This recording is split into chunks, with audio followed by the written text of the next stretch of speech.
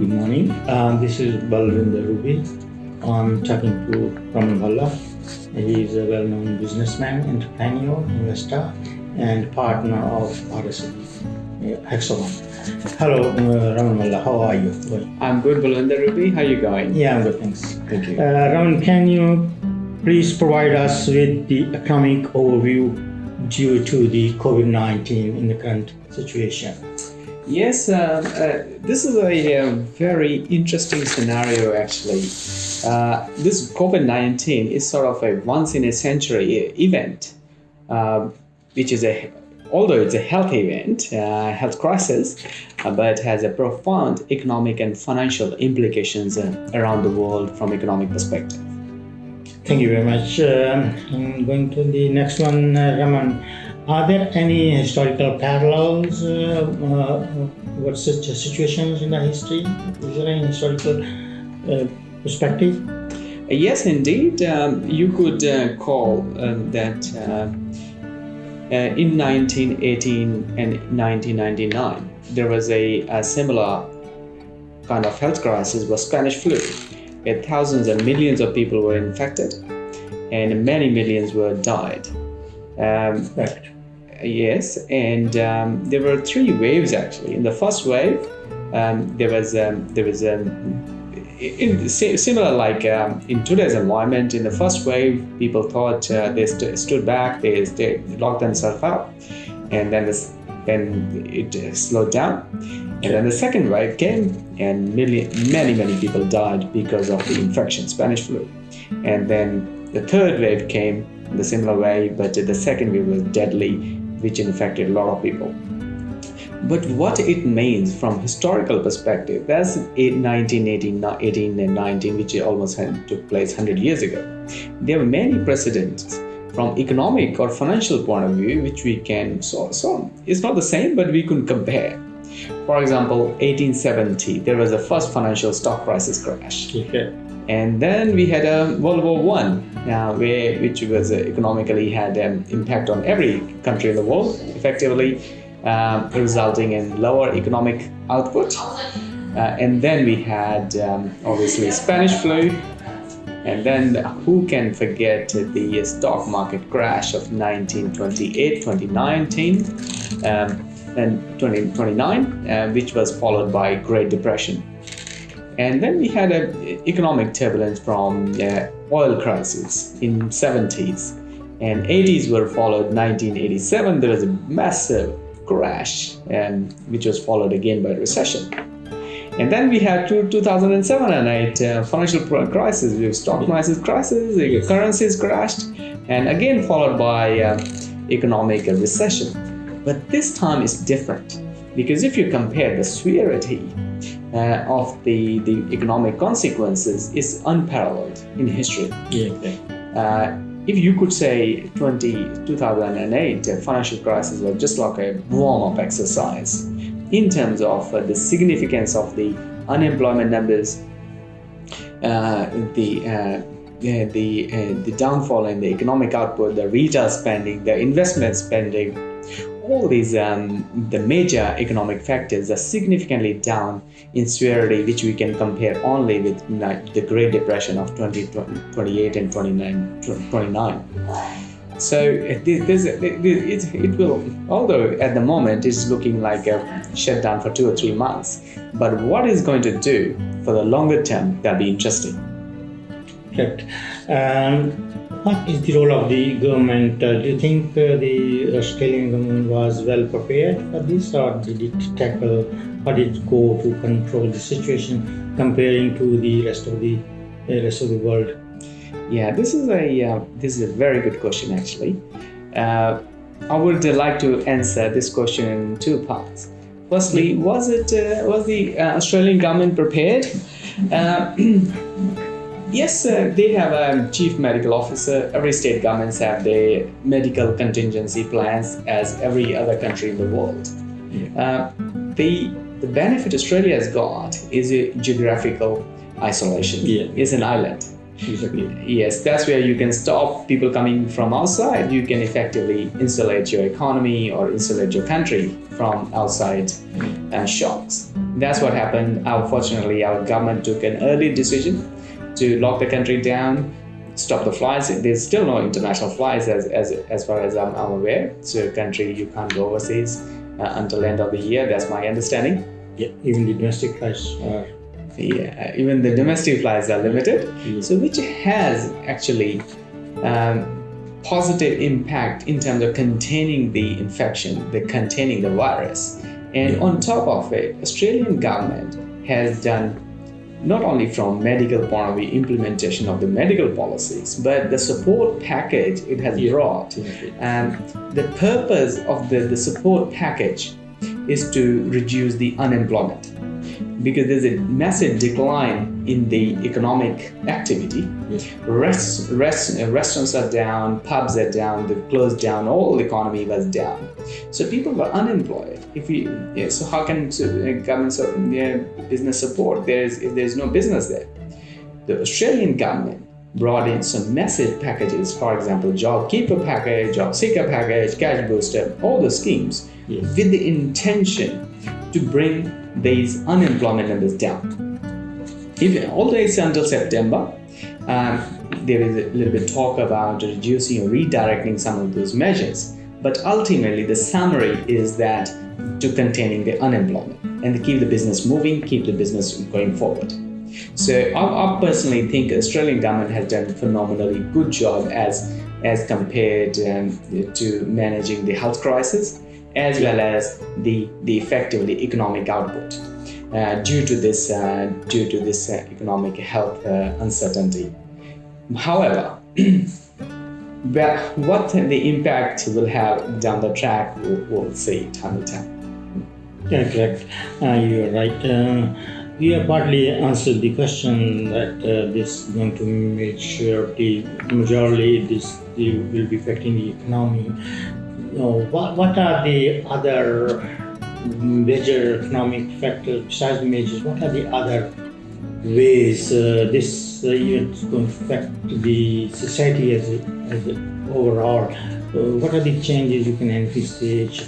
There would be changes in the lifestyle, purchasing habits of the people, and the personal hygiene practices, and like that. What do you think about that?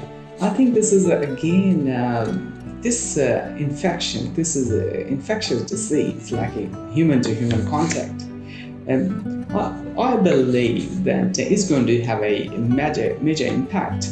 The way we interact and the way we conduct our lives, the way we meet people, the way we intermingle with each other. There's a scarcity factor. There's a scare factor there. So people obviously we are not handshaking, which is a physical touch, human to human. It's a very natural phenomena from generation, from century, which that's how you generate your energy, you form as a society.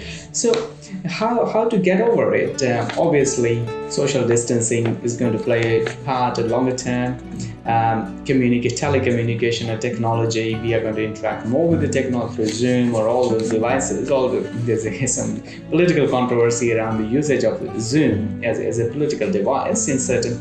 So this is quite serious actually. And so how far technology can go and replace human interaction, both in managing the communication, our way of life, our society, the way we interact, and particularly it will come back to how political campaigns are run as well, ultimately. Exactly. So I believe that this virus thing, because coming back to campaign, whether it's a political campaign or advertising campaign by major corporates or not-for-profit sector, so it's going to affect the way we conduct our business. There'll be more remote, will be more technology-based, and the way we do business. Exactly. All the major events in history changed the course of ways things we do the business, we behave, we live, like the world wars and the epidemics like this.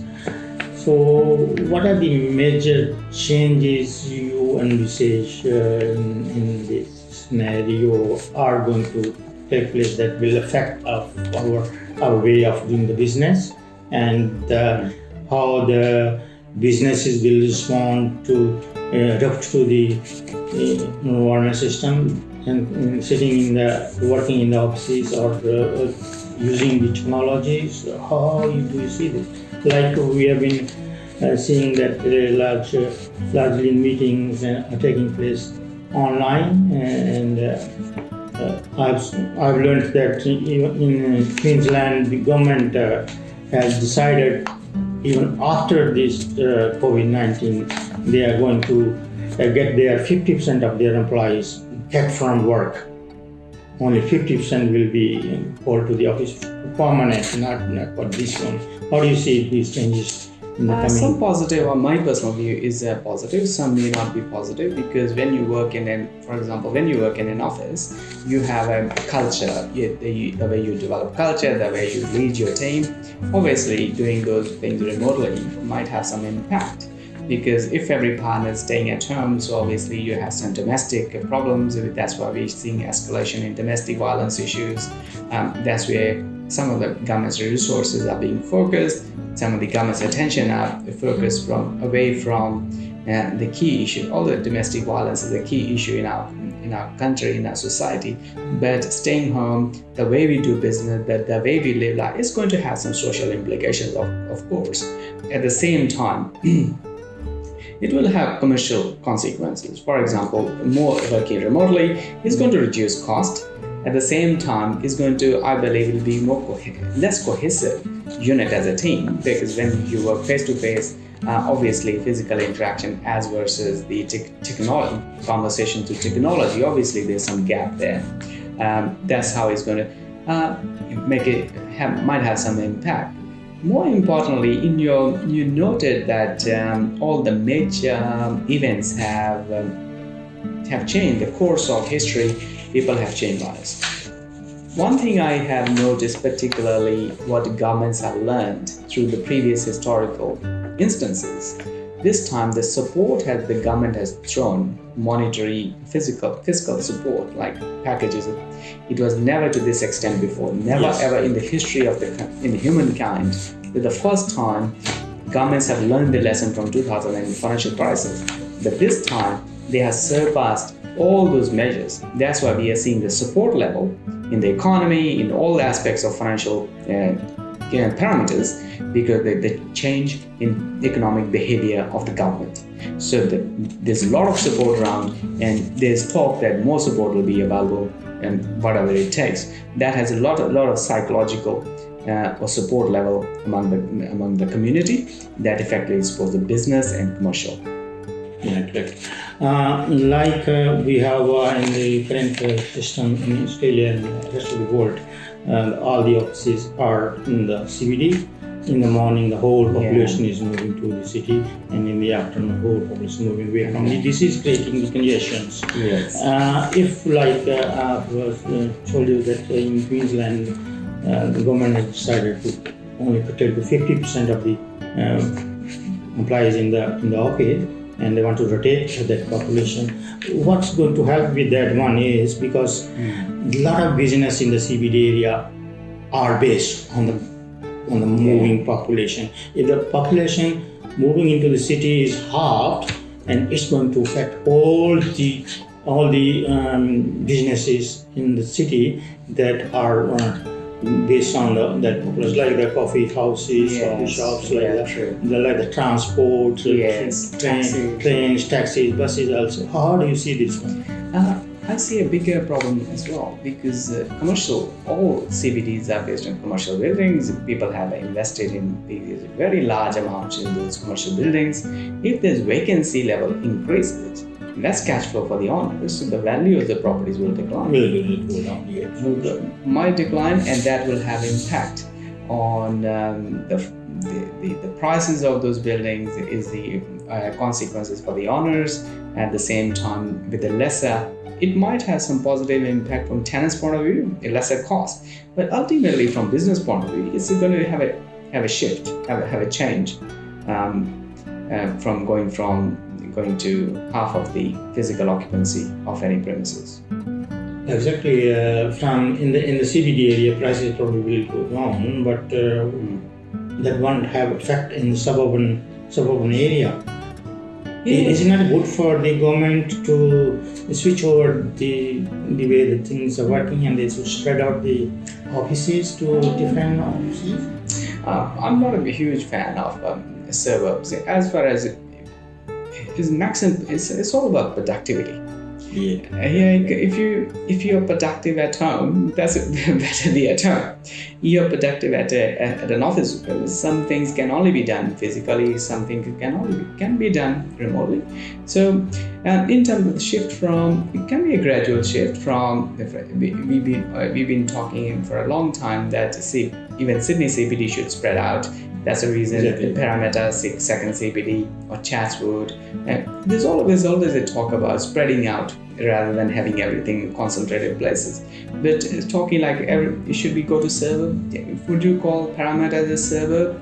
So obviously, if you concentrate certain time of commercial activity at one place, at some stage it's going to become a hub, and it's going to lose the character of a suburb. So we'll end up with the same problems. Obviously, this is a slow process, I think.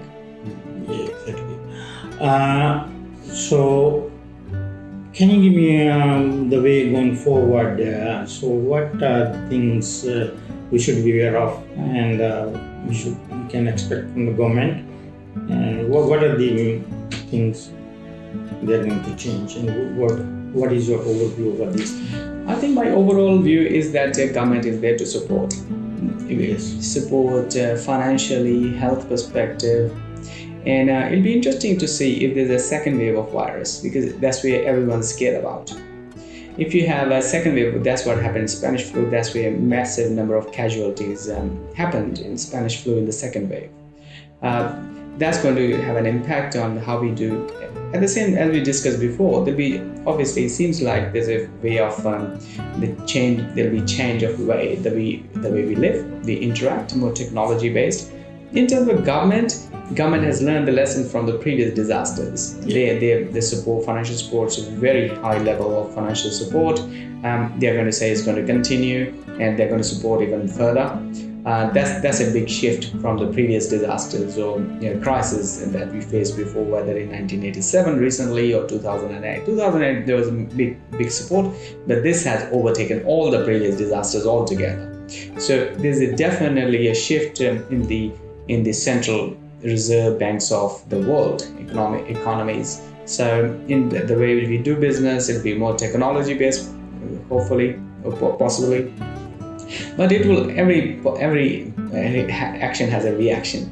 So if there's some positive, there could be some other side of the story as well. So we might see some social issues. For example, domestic violence is one of them. There potentially could be other things as well. When people stay home or they have less economic activity, then some robberies or social violence and all those kind of mental health is a big issue. So it all originates from. It's all interconnected in sometimes in these kind of crises. Thank you, Raman. Thanks for your insightful views about the economy and the effects and after effects of this COVID situation. Can I have your opinion? How did it affect your business? Did it affect your business? Yes, it has actually. We run a good business. We have 3 parts to our practice. Firstly is accounting and advisory business. People need advice. We provide top-notch services based on experience from previous crises and we have gone through ourselves. So it's very, very effective for our clients. And then second part of practice is our mortgage broking practice. Unfortunately, there's less economic activity, less sales of property, or people are indoor. So it has some negative impact on mortgage broking business, but it's picking up. And we are quite hopeful for our property business to pick up because, as you know, it's a very low interest rate environment. When things are settled down, we are looking forward to how we help the community, help our clients, and potential clients. Thank you very much. So much. Thank you. Thank you. Thank you.